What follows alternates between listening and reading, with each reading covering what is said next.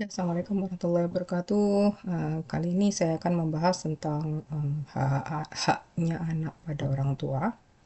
Ini karena saya mempelajari teori tentang parenting style yang ternyata efeknya itu ke attachment style, ke bawah hingga ke masa selanjutnya sampai orangnya bisa sampai tua, tergantung orangnya. Kalau orangnya uh, bisa menyadarinya dan kemudian memperbaiki diri, dia bisa tenang hidupnya. Tapi kalau enggak, itu banyak yang kasus yang sampai ke bawah sampai bahkan terkena penyakit dan meninggal dunia dengan penyakit ini dibahas oleh Dr. Gabor Mate dalam bukunya When Your Body Says No.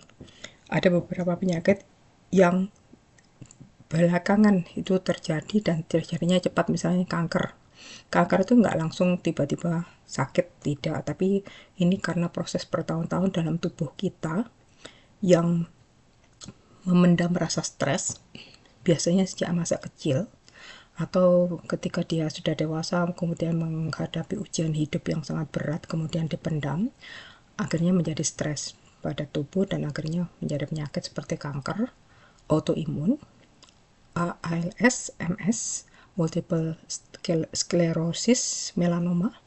Dan kemudian ada pula yang sebaliknya, mereka tidak memendam stresnya tapi malah sangat berapi-api. Mereka mengeluarkan stresnya dengan penuh kemarahan. Itu biasanya orang yang tipe ini disebut tipe A. Mereka itu cenderung mendapatkan stroke atau high blood pressure, jadi darah tinggi, stroke. Kemudian penyakit jantung. Yang tipe B itu yang secure, yang aman. Jadi mereka yang bisa meregulasi emosinya. Tipe C itu adalah orang memendam stresnya bertahun-tahun, yang saya tadi bilang mereka bisa kena autoimun, kanker, ALS, MS, multiple sclerosis, melanoma, ya. Itu yang dibahas oleh Dr. Gabor Mate. Karena itu saya tertarik untuk menerjemahkan beberapa video mengenai pendidikan anak. Dan kali ini saya menemukan Imam Yasin dan Imam Mehdi, ya, dia memberikan konferensi penting sekali di Perancis tentang hak anak terhadap orang tuanya. Karena ternyata banyak sekali orang-orang Muslim sendiri yang tidak mengetahui, atau mereka cuma meniru cara orang tua atau nenek kakeknya itu mendidik anaknya. Padahal menurut Ali bin Abi Thalib itu setiap anak itu harus dididik sesuai zamannya, tidak bisa disamakan, dan setiap anak itu punya temperamen yang berbeda-beda.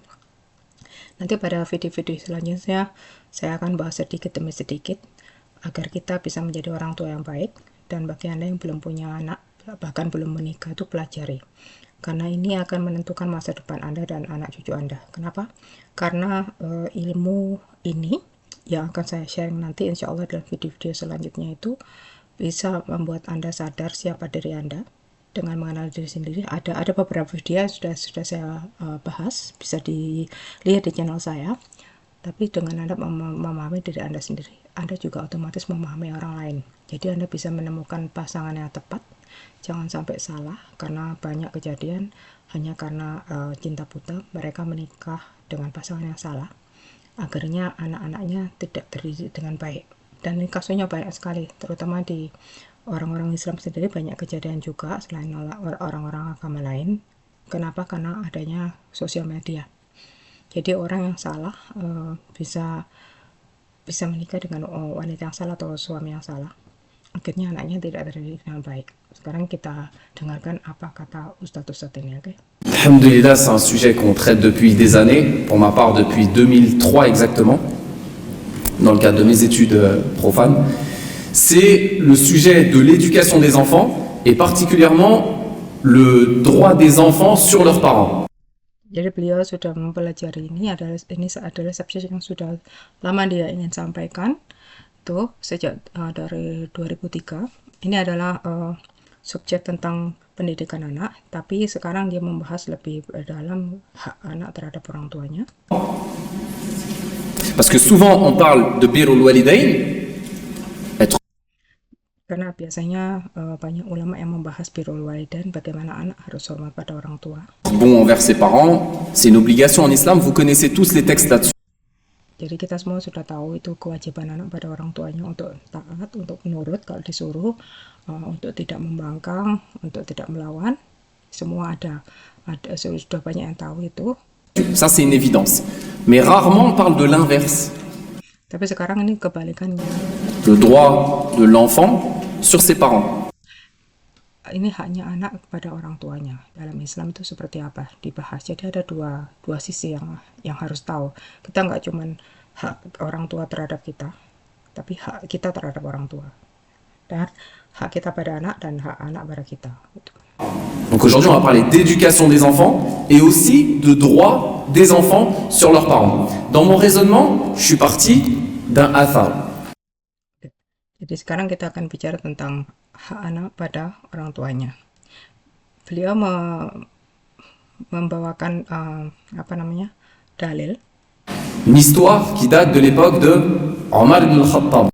Ada sebuah histori itu kisah yang terjadi di zamannya Umar bin Khattab. Dans cette histoire, je vais vous la dire en arabe et la traduire instantanément en français. Ja'a rajulun ila Umar. Un homme. Jadi beliau akan menerjemahkan kisah ini dalam bahasa Arab ke dalam bahasa Perancis. Un homme est venu voir Omar bin Khattab. Jadi ada seorang laki-laki yang mendatangi Umar bin Khattab. À l'époque où il était calife, après la mort du prophète sallallahu alaihi wasallam. Setelah pada saat itu Umar bin Khattab menjadi khalifah setelah Rasulullah SAW wafat. Yashku ilayhi uquq ibnihi. Il est venu pour se plaindre que son fils il se comporte mal envers lui. Orang ini komplain ke ke Umar bin Khattab bahwa anaknya tidak taat sama dia, selalu membangkang, kok disuruh tidak nurut dan sebagainya. C'est un cas classique. Ya, jadi ini klasik lah, banyak anak yang seperti itu. فأحضر عمر الولد وأنبه على عقوقه لأبيه ونسيانه لحقوقه. Donc Omar, qu'est-ce qu'il fait? Il convoque l'enfant. Viens là. Lalu apa yang terjadi? Umar memanggil anak itu. Remarquez que Omar c'est le calife, petite parenthèse, remarquez sa disponibilité. Tu peux. Bayangkan Umar ini khalifah ya. Dengan hal ini dia manggil anaknya. Jadi ada rakyat biasa yang komplain ke dia tentang anaknya. Kemudian Umar itu menyempatkan untuk mencari tahu sebabnya ke anaknya orang itu. Ini dalam konteks dia khalifah ya, maksudnya Imam Yasin ini. Artinya apa? Orang ini setingkat lebih tinggi dari presiden. Tapi setinggi itu pun ya. Jadi kalau emperor gitu ya. Jadi setinggi itu pun dia menyempatkan untuk menjawab menyelesaikan masalah orang itu dengan anaknya. Tu peux venir le voir et te plaindre, il te reçoit. Il convoque l'enfant. Il fait un rappel à l'enfant sur l'obligation d'être bon envers ses parents, d'obéir à ses parents, etc. Jadi Umar memanggil anak itu, kemudian menceramai anak itu, diingatkan, nak, kamu harus taat sama orang tua, dapat pahala, bla bla bla gitu. Semua dijelaskan sesuai dengan yang konteks Islam ya, betapa pentingnya anak itu harus taat pada orang tuanya ya. فقال الولد يا أمير المؤمنين أليس للولد حقوق على أبيه. L'enfant il dit à Omar, mais ok j'ai compris, il faut obéir à ses parents, il faut être gentil envers ses parents, il faut obéir à ses parents, etc. Jadi si anak bilang, iya saya ngerti, saya harus taat sama orang tua, harus menurut orang tua. Mais est-ce que nous en tant qu'enfants, on a des droits sur nos parents? Nah, kemudian anak ini tanya, apakah kita sebagai anak punya hak pada orang tua kita? قال عمر بلى. Omar a dit bah, bien sûr. Ya, Umar bilang iya, tentu saja. Bien sûr que l'enfant il a des droits sur ses parents. Tentu saja anak punya hak terhadap orang tuanya. فقال ما هي يا أمير المؤمنين. Lalu anak itu bertanya, apa itu haknya anak terhadap orang tua? Il a dit oh commandant Ya Amirul Mu'minin. des croyants, l'enfant, des obéissants, il dit c'est quoi ces droits que nous les enfants on a sur nos parents? قال عمر أن ينتقي أمه ويحسن اسمه ويعلمه الكتاب أي القرآن. Omar lui a dit premièrement que ton père il ait choisi une bonne épouse. Kemudian maaf. Jawabannya Umar itu pertama, ayahmu itu harus memilih istri yang baik. Karena istri yang baik akan menjadi ibu dari anak-anaknya. Deuxièmement, qu'il te choisisse un beau prénom. Et troisièmement, qu'il t'enseigne. Kemudian kedua, orang tuamu harus memberi kamu nama yang baik. Karena nama itu dari doa. Le livre, c'est-à-dire le Coran, c'est-à-dire en gros, qui te transmette la religion. ketika dia harus mengajari kamu tentang agama, mengajari kamu tentang Quran. قال الولد, l'enfant il a répondu à Omar, Ya Amir al-Mu'minin, ô commandeur des croyants, Inna abi lam yaf'al shay'an min dhalik. Mon père il a jamais rien fait de ça. Kemudian saya bilang, ya Amirul Mukminin, ayah saya tidak pernah melakukan hal itu ketika-tikanya. Amma ummi fa innaha zinjiyah kanat al-majusi. Ma mère c'était une esclave. Mon père il s'est marié avec une esclave. À l'époque c'était autorisé. Wa qad sammani Kemudian dia bilang, ibu saya tuh budak Majusi, ya, jadi nggak ngerti agama gitu. Itu pada saat itu masih belum semua pada saat itu belum semua orang Islam menjalankan Islam dengan baik. Jadi masih ada orang-orang nggak gitu ya, menikah dengan budaknya ya, tapi belum semua budak diperantas, karena itu pelan-pelan, itu sudah sistematik seperti saat ini kita riba, itu semuanya kena riba. Jadi untuk memberantasnya itu harus pelan-pelan gitu. Ju'ala. Il m'a donné comme prénom Ju'ala. Ju'ala c'est un insecte, c'est un scarabée. Kemudian anak itu diberi nama Du'ala. Du'ala itu ternyata sebuah insek serangga. ولم يعلمني من الكتاب حرفا واحدا. Et mon père il m'a jamais enseigné une seule lettre du Coran. Dan saya tidak pernah mengajari walaupun satu huruf di Quran. Jadi dia tidak ngerti agama sama sekali gitu. Omar il était sur le dos du jeune. Le viseur il était sur le jeune. C'était lui le fautif jusqu'à maintenant. Mais là il y a une nouvelle information. Regardez, Omar il va changer de cible. Jadi pada awalnya Umar kan ingin dia pikir yang salah anaknya, sekarang berubah setelah mendapat informasi dari anaknya itu. فالتفت عمر إلى الرجل. Omar il s'est tourné vers le père. Jadi sekarang Umar menoleh ke bapaknya. Et il lui a dit, جئت تشكو عقوق ابنك, t'es venu pour te plaindre de ton fils. وقد عققته قبل أن يعقك وأسأت إليه قبل أن يسيء إليك. En vérité, t'es venu pour te plaindre que ton fils il se comporte mal. Mais c'est toi qui t'es mal comporté avec ton fils avant que lui se comporte mal envers toi. Et c'est tout. Ouais, betul. Jadi Umar menyalahkan ayahnya, sekarang kamu datang untuk komplain tentang anakmu, padahal sebetulnya justru anakmu lah yang harusnya komplain tentang kamu. Toi qui as manqué à tes droits avant que ton fils manque à ses droits. Justru kamu yang tidak memberikan haknya anakmu dibandingkan anakmu memberikan hak kamu terhadap dia. Gitu. Donc c'est qui le fautif dans l'histoire? C'est le père. Jadi dalam story ini, dalam cerita ini, siapa yang salah? Bapaknya. Premier, pas que, ça excuse pas, voilà. Mais c'est lui le fautif. Donc faut comprendre une chose, c'est la responsabilité qu'on a en tant que parent. Quand Allah subhanahu. Jadi yang salah siapa? Ayahnya. Jadi kita harus tahu bahwa orang tua itu punya kewajiban terhadap anak-anaknya. Il nous dit dans le Coran, Qu anfusakum wa ahlikum nara. Cet ordre dans lequel Allah Azza wa Jalla nous dit, protégez-vous du feu et protégez vos familles. Di Quran disebutkan bahwa Allah menyuruh ke kita, terutama ayah, kamu harus melindungi dirimu dan keluargamu dari api neraka. Ali ibn Abi Talib, il a dit, ça veut dire quoi ce verset? Comment tu protèges ta famille contre le feu? Ini Ali bin Abi Thalib itu memberi komentar tentang surat ini, isi ayat ini, bagaimana kita melindungi keluarga kita dari api neraka. Addibuhum wa 'allimuhum. Éduquez-les et apprenez-leur. Dengan cara apa? Kita harus mendidik mereka dan mengajari mereka. Apprenez-leur. L'éducation, l'apprentissage, ce qu'on appelle. Jadi edukasi dan mengajari mereka. L'éducation et l'instruction. Edukasi dan instruksi. Le prophète, sallallahu alayhi wa sallam, dans un hadith, pour sensibiliser ça, c'est juste l'introduction. Et après, je passe la parole à Cheikh Mahdi. Un hadith très connu, mais qu'il faut vraiment assimiler dans sa tête. Ce hadith dans lequel le prophète, sallallahu alayhi wa sallam, nous dit Kullukum ra'in. Chacun d'entre nous, il est comme un berger.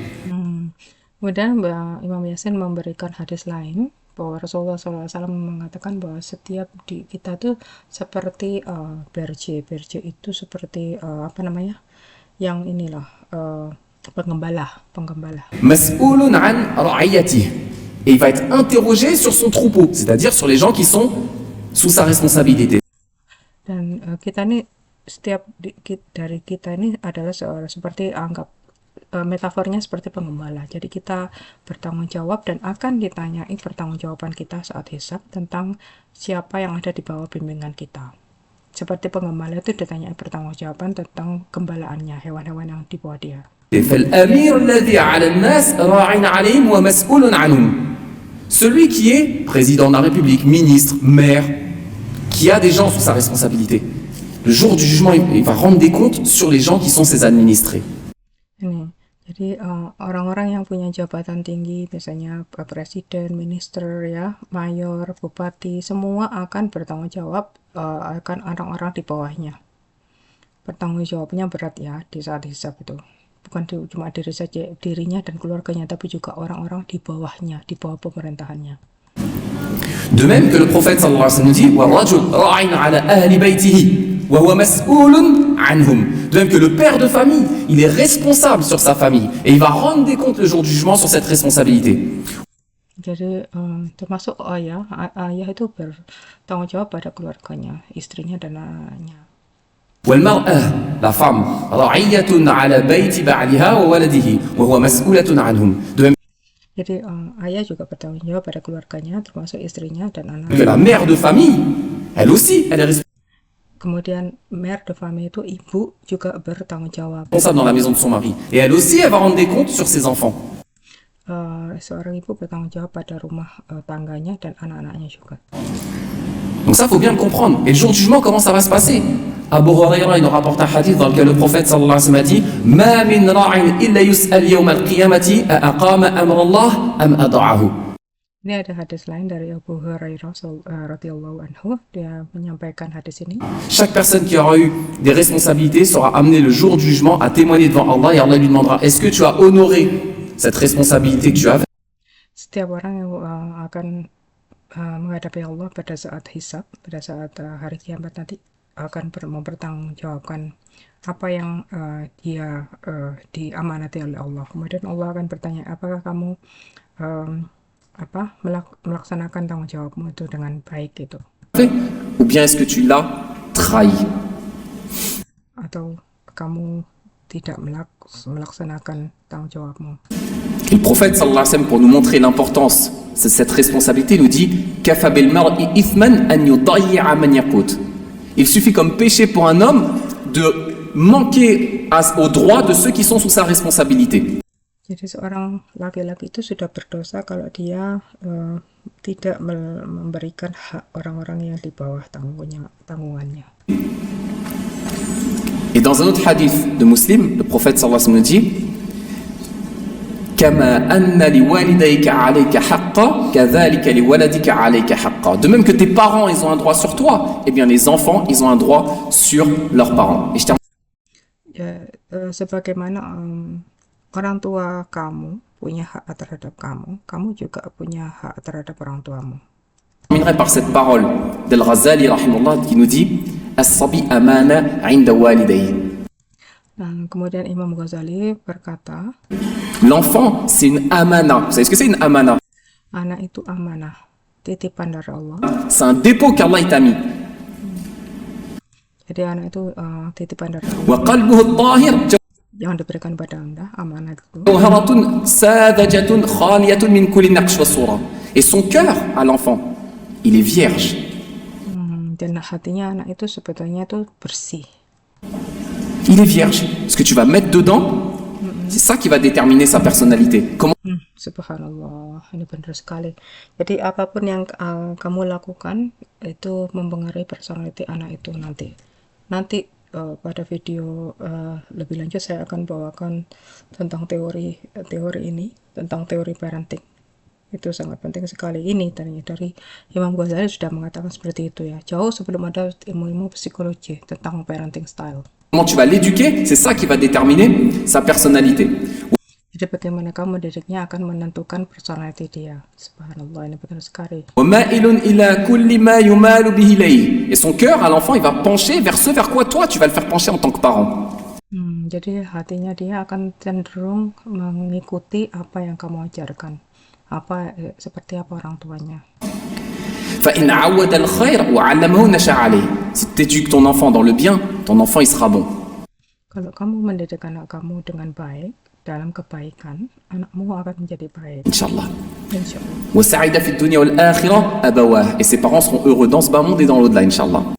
Dan insya Allah, kalau kamu berhasil mendidik anak dengan baik tadi, dengan cara yang baik, anak itu menjadi baik dan kamu akan bahagia di dunia dan sampai di akhirat. وَإِنْ عَوَّدَ الشَّرَّ. Par contre, si tu habitues ton enfant au mal, tu lui montres le mauvais exemple. Tapi sebaliknya kalau kamu mendidik anak dengan buruk, dengan memberi contoh yang buruk misalnya, وَأَهْمَلَ إِهْمَالَ الْبَهَائِمِ. Et tu le négliges comme on néglige des animaux. nah ini dia. Ini juga salah satu teori tentang parenting style. Ada parenting yang neglectful, yang tidak peduli sama anak. Ini disebut oleh Imam Al-Ghazali, jika kamu salah didik anakmu, tidak mendidik anakmu dengan baik, dan misalnya kamu tidak peduli pada anakmu, seperti kamu tidak peduli pada hewan, شَقِيَ وَهَلَكَ. L'enfant et ses parents seront malheureux dans ce bas monde et dans l'au-delà. Donc je résume. dan maka kalau kamu salah mendidik anak seperti itu dan kamu nggak peduli pada anakmu, maka kamu tidak akan bahagia. Tidak bahagianya apa? Ketika anak sudah mulai dewasa, kamu tidak akan bahagia di dunia dan di akhirat. Que j'ai dit en introduction, 3 points. L'obéissance aux parents, en vérité, c'est pas un dû. C'est quelque chose qui se mérite. Jadi beliau menyimpulkan ada 3 poin ya. Poin pertama, obéissance aux parents itu kita taat pada orang tua, birrul walidain. Itu sebetulnya dia bilang apa tadi? L'obéissance aux parents, en vérité, c'est pas un dû. C'est quelque chose qui se mérite. Oke. Kalau kita ingin ditaati anak, ya, jadi obéissance aux parents, jadi anak jadi birrul walidain itu otomatis. Jadi bukan seperti paksaan. Bukan paksaan. Anak tidak merasa terpaksa, dia otomatis akan taat pada kamu kalau kamu didiknya dengan baik. Maksudnya begitu. Première chose. Deuxième chose, les enfants, c'est une amana. Yang kedua itu amanah ya. Anak itu amanah dari Allah. Prenons-en conscience. Et troisième chose, les enfants sont des éponges, dans le bon sens du terme. Dans le sens Oke. Yang ketiga itu anak itu seperti sponge. Jadi bisa menyerap. Kalau yang diberikan baik, dia akan baik. laudatif du terme. Un enfant, c'est une éponge. Tout ce que tu vas lui montrer, il va le refaire. Bon Jadi apa yang kamu tunjukkan, mereka akan melakukan. exemple, il sera bon. Mauvais exemple, il sera Ya, kalau kamu memberi contoh yang baik, mereka akan menjadi baik. Kalau kamu memberi contoh yang buruk, mereka akan menjadi buruk. mauvais. Mahdi, je te laisse.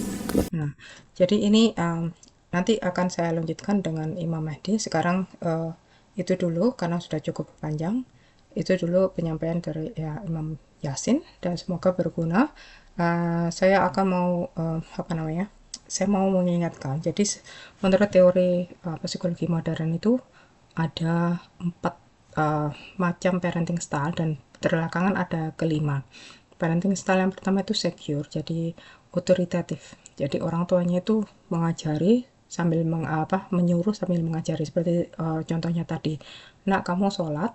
Kenapa kamu sholat? Karena kamu dekat sama Allah dan sholat itu akan menjaga kamu dari perbuatan yang buruk. Dikasih contoh, kemudian gak cuma diomong tapi diajak sholat, dan orang tuanya pun sholat 5 waktu. Jadi anak-anak dibanguni sholat subuh, diajak sholat ke masjid dan sebagainya. Itu adalah otoritatif yang mengajari dengan halus, dengan baik, tidak membentak, tidak menyuruh, memaksa, tapi juga diberitahu benefitnya itu apa, keuntungannya. Dan kalau tidak melakukannya itu dosanya itu apa, efeknya itu apa kalau tidak dilakukan. Kemudian diberi contoh juga, nggak cuma diajak omongan tapi orang tuanya mencontohi. Banyak kan misalnya ada orang yang bilang ke anaknya jangan merokok tapi bapaknya merokok. Itu bukan otoritatif, itu buruk sekali. Yang kedua adalah orang tua yang otoriter. Orang tua otoriter itu menyuruh anaknya sholat tapi tidak jelasnya. Kamu harus sholat, kamu harus pakai jilbab dan sebagainya. Anak-anak ini mungkin menurut karena merasa ada birrul walidain. Mereka tahu bahwa kita wajib taat pada orang tua dalam kebaikan. Mereka nurut tapi hatinya berontak. Anak seperti ini kalau di luar mungkin sudah lepas jilbabnya, tidak mau sholat dan bergaul dengan anak nakal. Ketika datang ke rumahnya dia sholat, dia mau nurut, mau pakai jilbab kalau keluar sama keluarganya, tapi kalau nggak ada keluarganya mereka berani lepas jilbab. Banyak contohnya, termasuk orang-orang dari Iran, karena ada paksaan dari negaranya dan dari keluarganya mereka pakai jilbab. Begitu mereka ke Kanada atau USA mereka lepas jilbab. Jadi contohnya. Ketiga itu adalah neglectful parent, orang-orang yang nggak peduli sama anaknya. Anaknya mau jilbaban, tidak jilbaban, sholat, tidak dipedulikan. Pokoknya sudah santai dia. Pokoknya dia pikir kewajibannya hanyalah memberikan rumah, makan, baju, terus menyekolahkan anaknya ya secara material, tapi tidak peduli pada bagaimana anaknya nanti sampai akhirat. Anak-anak seperti ini akan tumbuh menjadi anak remaja dan menjadi orang dewasa yang membawa bencana buat orang tuanya. Nah, itu nanti ada saya jelaskan tersendiri. Topiknya ada efeknya dengan attachment style. Kemudian ada orang yang permisif, ya. Jadi neglectful sama permisif itu lain ya. Bedanya apa? Permisif itu cintanya tuh ditunjukkan oleh anaknya. Apa aja anak kamu boleh karena mama sayang sama kamu. Jadi anak itu salah dibiarkan, bener dibiarkan. Itu sama-sama efeknya negatif. Kalau neglectful itu tadi dia nggak peduli anaknya sakit atau apa, pokoknya dia tidak menunjukkan cinta, jadi anak itu seperti di luar kendali. Sedangkan kalau permisif, anak itu disayang luar biasa sampai dia berbuat salah pun tidak disalahkan dan tidak dirahkan. Kelima, ada yang terakhir itu adalah helikopter parenting. Itu adalah orang tua yang sangat memicromanage anaknya, jadi diawasi A sampai Z. Anak yang seperti ini nggak punya kebebasan, sehingga ketika mereka dewasa, mereka nggak punya rasa percaya diri, nggak bisa mengambil keputusan. Tuh. Jadi yang paling penting adalah ya saya share tadi yang seperti Ustadz Yasin bilang, kamu ajari anakmu, kamu jelaskan kenapa disuruh sholat, kenapa pakai puasa, kenapa pakai jilbab misalnya, tunjukkan keuntungannya apa, kalau kamu melakukannya, keuntungan di dunia apa, di akhirat apa, kemudian dosanya apa kalau nggak dilakukan, efek negatifnya apa kalau nggak dilakukan. Kemudian beri contoh, bukan cuma secara verbal, bukan cuma omongan, tapi secara tingkah laku kita memberi contoh. Itu sekarang saya tutup dulu, semoga berguna. Assalamualaikum warahmatullahi wabarakatuh.